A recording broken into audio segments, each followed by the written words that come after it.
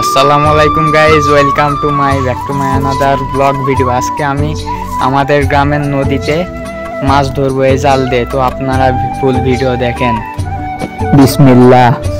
আজ আমাদের স্কুল ছুটি, তাই দুপুরবেলা আমি চলে এলাম জাল নিয়ে আমাদের গ্রামের নদীতে। আজ এসে দেখছি গ্রামের নদীতে অনেক মাছ গাবাচ্ছে, তাই চলে এলাম বাড়ি থেকে জাল নিয়ে। আমাদের বাড়ির ধারেতেই নদী, তাই অসুবিধা হয় না। জাল পেতে দেখা যায় আজকে কত মাছ ধরতে পারি। এখানে 3টা জাল আছে। প্রথমে আমি ছোট জাল পাতবো। ছোট জালে ছোট পুঁটির মাছ এবং কুরসা মাছ লাগে। এই জালটি আমি কিনেছিলাম 150 টাকা দিয়ে, এবং আরো 2টা বড় জাল আছে, 22 হাঁসা জাল, পুঁটি মারা জাল। আমাদের গ্রামের নদীতে এবার অনেক মাছ, বন্যার সময় অনেকের পুকুর ভেসে গেছে, যার ফলে আমাদের গ্রামে অনেক বড় বড় মাছ এবং ছোট মাছ ঢুকে পড়েছে আমাদের নদীতে।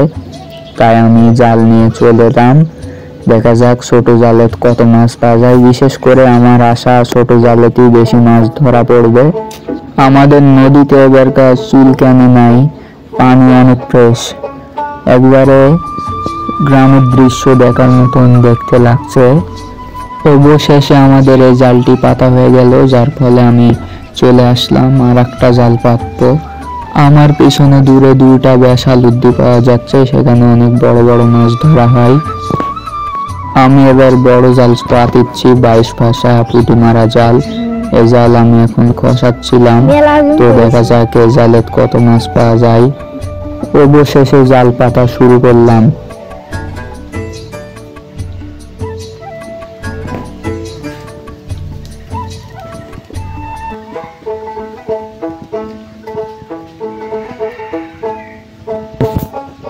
আমার জাল পাতা প্রায় শেষের পথে, খালি আর একটা জাল আছে।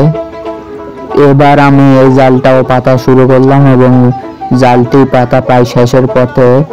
দেখা যাক মাছ কত পাওয়া যায়। এবার আমি একটু ভাবলাম আপনার মধ্যে দিকে যে পাতি, তো জাল পাতা শেষ হয়ে গেল। এবার আমি উঠে চলে আসবো।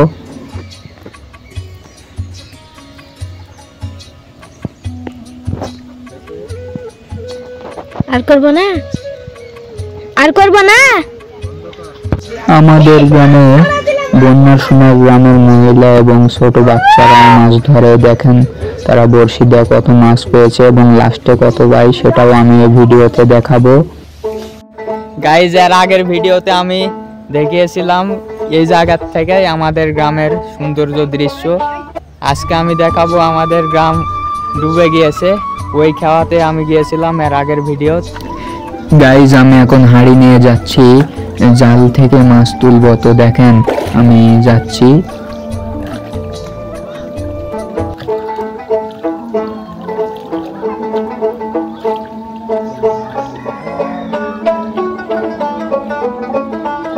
এখন দুপুরে আজান দিচ্ছে, তাই আমি আর কোনো কথা বলছি না। আমি জাল তোলা শুরু করলাম। দেখলাম জালে মাছ লেগেছে কিনা, তো আমি জাল তুলতে আসি, দেখলাম এখানে একটা মাছ বেঁধেছে, বড় মাছ পুঁটির। প্রথম মাছ বেঁধেছে, তো আপনারা দেখেন। এবার আমি পুরো জালটা তুলে দেখবো কয়টা মাছ পাওয়া যায়, তো শেষ পর্যন্ত দেখেন। এখানে আর একটা মাছ বেঁধেছিল, এটা হলো রুয়ের বাচ্চা এখানে বেঁধেছে।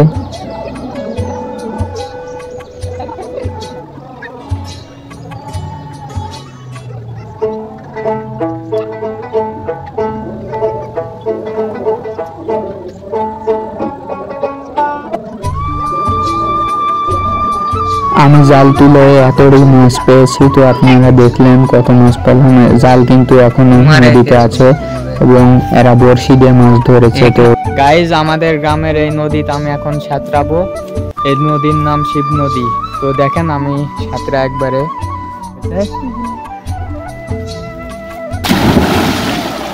গ্রামের এরকম ন্যাচারাল নদীতে সাঁতরানো মানে ভাগ্যের ব্যাপার। সবার ভাগ্য এরকম জুটে না। গ্রামের আশপাশে সবুজের মধ্যে নদী বয়ে গিয়েছে ছোট আমাদের এই শিব নদী। রাজশাহী জেলায় অবশিষ্ট। এই নদীর দিয়ে আমি এখন সাঁতরে চলছি। আসসালামু আলাইকুম গাইজ, আমাদের আজকের ভিডিও এই পর্যন্ত। পরে কোনো নতুন এপিসোডে দেখা হবে। সেই পর্যন্ত সুস্থ থাকুন, ভালো থাকুন এবং আমাদের চ্যানেলে নতুন হলে চ্যানেলটিকে সাবস্ক্রাইব করুন। ধন্যবাদ এতক্ষণ ফুল ভিডিও দেখার জন্য। গ্রাম বাংলার এরকম ব্লগ ভিডিও পেতে আমাদের চ্যানেলটিকে অবশ্যই সাবস্ক্রাইব করবেন।